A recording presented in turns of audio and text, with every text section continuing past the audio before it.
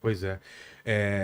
É isso que a Fernanda falou. A questão da geopolítica internacional tem ocupado tanto, né, os noticiários, Uhum. e de repente essa bomba agora dessa mega operação, e a gente volta a perceber que a gente não tá tão bem assim para ficar olhando. Olha lá, a gente tá longe da guerra na Palestina, tá longe da guerra na Ucrânia, mas aqui tem uma guerra sendo travada aí todo dia, que às vezes pela distância, principalmente em São Paulo, né, a gente ficar um pouco longe da periferia, não faz ideia do que tá acontecendo, mas no Rio. O pessoal tá. Lá não tem muita separação, não, né? Se for Não. pegar, fica do ladinho ali da Avenida Brasil, de pontos bem estratégicos do Rio de Janeiro, né? Pois é. Madá está na linha. Tudo bem, Madá? Seja bem-vinda. Tudo bem, muito obrigada por me convidar. Um prazer estar aqui com vocês. Tanta gente legal falando, não? Você vê, hoje é um dia Joel, especial. Pimentel arrasaram. Sou muito fã. Também sou fã dos dois, eles já tiveram bastante aqui. Você também teve bastante aqui, né, Madá? E tem bastante assunto. Estamos numa terça-feira aí, que coisa, né? Esse encontro com o Lula, teve a declaração do Lula também que gerou muito problema, depois ele se retratou, mas a gente podia começar falando sobre isso, né, Madá? Essa declaração do Lula falando que os traficantes são vítimas dos usuários, né? Pegou muito mal, né? Tá caindo no colo dele, né? Tá Pois caindo é. no colo dele por causa do timing, porque ele falou isso. E agora nós vimos o quê? Os traficantes, não é só que eles estão dando tiro mais, é drone com bomba. Pois é. Isso é ou não é terrorismo? Então, não vejo a Drone com diferença. bomba é terrorismo. É.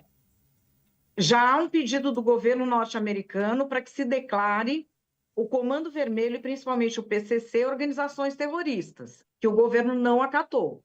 Aí agora vai continuar não acatando e dizendo que o traficante é vítima do usuário. O presidente fez uma coisa que, assim, ele não se retratou, ele não pediu desculpas, ele não disse eu errei, e principalmente, ele não pediu desculpas às milhares de famílias brasileiras que perderam um ente querido para as drogas, que tem um filho, uma filha que são zumbis do narcotráfico, que tem filha estuprada, que perde a casa porque o narcotráfico invade terreno. Devia pedir desculpa à família daquela senhora no Ceará, que se recusou a envenenar a marmita dos policiais e foi assassinada pelo narcotráfico. É essa gente que ele chamou de vítima? É. E botou a culpa na vítima real. Assim, é uma declaração muito grave para ele ter deixado solta do jeito que deixou. E depois acontece essa mega operação e que se vê que são organizações terroristas, sim, e que o combate a elas não está sendo de sucesso, porque se tem todo esse poder, não Pois está é. sendo de sucesso, né?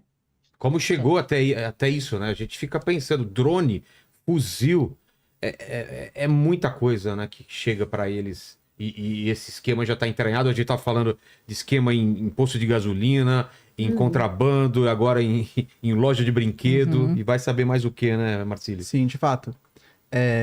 Só o contexto, né, que ele deu essa declaração sobre os traficantes era numa tentativa de tentar justificar por que os Estados Unidos não deveriam fazer uma intervenção na Colômbia e na Venezuela, né? Os barcos, né? Os barcos, exatamente, né? E aí foi uma declaração, obviamente, muito ridícula, muito infeliz, que ele colocou, né, que os traficantes, eles são a vítima. Ele até pediu, né, se retratou, pediu desculpa depois, falou, não, o que eu quis dizer foi que, na verdade, os Estados Unidos deveriam tentar controlar o aumento dos usuários, né, tentar evitar que aumente o número dos usuários, porque isso incentivaria o tráfico. É a mesma coisa. É tão ruim quanto, né? As mulheres não podem então sair com mini saia porque isso está incentivando o estupro, né? É verdade. Não, óbvio, né? Verdade. Mas só dentro do contexto, né? Porque ele não falou sobre o tráfico no Brasil, né? Mas foi sobre o tráfico internacional, mas tão desastroso quanto. Pois é. Eu acho que uma coisa que chama muito atenção, eu queria aproveitar a presença da Madá, Madá, justamente isso. Ele se coloca aí à disposição como um interlocutor para falar, né, para trazer paz. E hoje essa notícia, ela está sendo lida e consumida no mundo todo. Tá falando agora da estação do Rio. Agora na ação do Rio, né? Porque anteriormente ele coloca para os Estados Unidos que ele poderia estar intermediando alguma coisa em relação à América Latina, certo? Para que não acontecesse uma guerra. E aí acontece no nosso quintal. acontece no nosso quintal. Eu queria saber, na opinião da Madá, se ela acha que, já que esta notícia está virando o mundo, isso pode, de alguma forma, mudar uma possível visão aí do Trump em relação ao Lula. Não, porque assim, a visão, não existe uma visão do Trump em relação ao Lula quando você fala das negociações entre os dois países. É que nós estamos falando de dois líderes populistas e que tem uma militância que gosta que eles tenham opiniões fortes, né? A militância do Trump e do Lula é tudo emocionado, né? É gente super emocionada. E tanto um quanto o outro sabem disso. Então, por isso que o Lula ficava falando mal do Trump, o Trump e do Lula, de repente tem uma química? Não é. É que tanto o Lula sabe que o Trump precisa falar para o seu público de emocionados, quanto o Trump sabe que o Lula precisa falar para o dele. Isso é uma coisa. E eles são muito ideológicos.